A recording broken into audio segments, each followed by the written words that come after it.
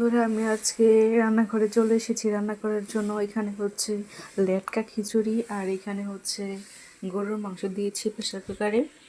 তো ওটা তো এখানে খোলা যাবে না, এটা খুলি।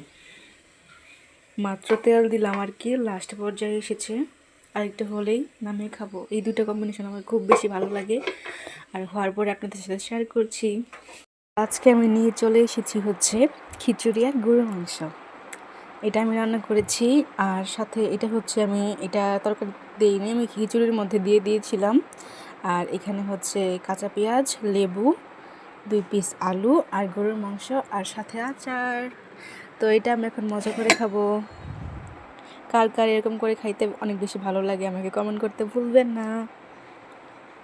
একটা জিনিস আপনারা খেয়াল করেছেন যে তরকারিতে সোমবারে যে শুকনো মরিচটা দেওয়া হয় বা আচারের মধ্যেও যে দেওয়া হয়, ওটার ভিতরে যে এরকম মশলা থাকে, মশলা ঢুকে যায়। আর এটা খেতে না অনেক বেশি মজা লাগে।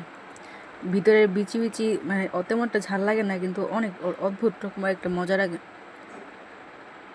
তাই আমি শুকনো মরিচটা বেশি করে দিয়েছি আজকে। আর এইভাবে খেলে পরেও অনেক বেশি মজা লাগে।